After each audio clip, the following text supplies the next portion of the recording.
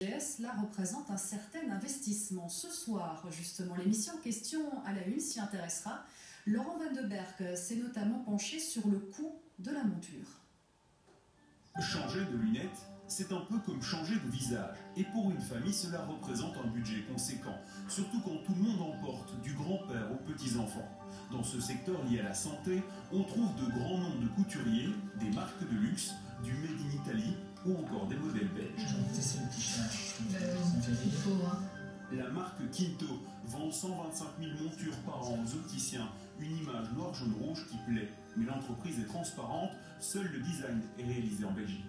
Nous, on a été Made in Belgium jusqu'en 2007.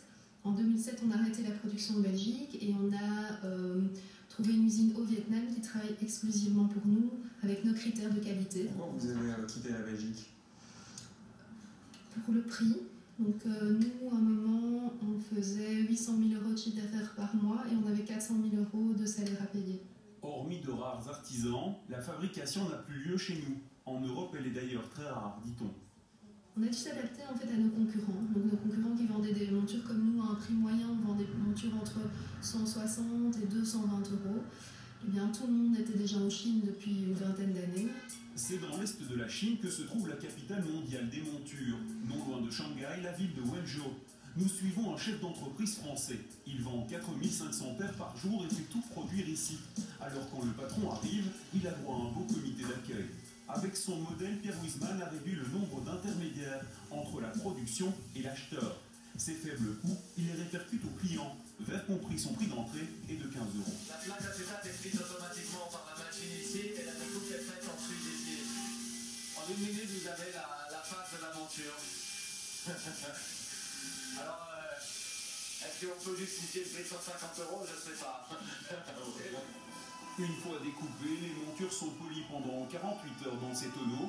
Il reste encore des dizaines d'étapes comme la fixation des charnières, un mode de production similaire à ce qui se fait partout ailleurs. Les résultats peuvent être sophistiqués sans pour autant être chers. Les matières premières, elles, sont en grande majorité asiatiques. Pourtant, certaines marques n'hésitent pas à afficher d'autres provenances. Made in Italy, c'est le petit truc qui vous fait plaisir, mais dans le fond, du sud. On est nombreux sur Terre. C'est pas un tout petit pays comme l'Italie qui est capable de produire 3 milliards de paires de lunettes. Une des marques les plus connues, c'est Ray-Ban, détenue par le groupe Luxottica. Depuis 6 mois, nous tentons d'obtenir des précisions sur leur volume produit en Italie ou en Asie. Nous n'avons pas obtenu de réponse de la multinationale.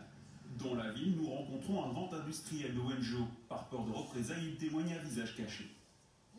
Le groupe Luxottica, il fait fabriquer ses produits dans les usines de Shenzhen. Il y a aussi une partie qui est produite dans les usines de Wenzhou, pour les grandes marques comme Ray-Ban, Gucci, Prada, Miu Miu, toutes ces grandes marques de luxe. Vous, on vous a demandé de mettre des étiquettes Made in Italy? Ça m'est arrivé que certains clients me le demandent. Les lunettes Made in Italy, y sont-elles assemblées? La question reste ouverte. Prix pour ces modèles généralement à partir de 150 €. Alors comment les justifier? A priori, pas par les coûts de production ou la provenance. Clairement, les intermédiaires et le marketing y sont pour beaucoup. Aujourd'hui, des marques low cost cassent les prix et certaines idées reçues du consommateur. Et l'intégralité de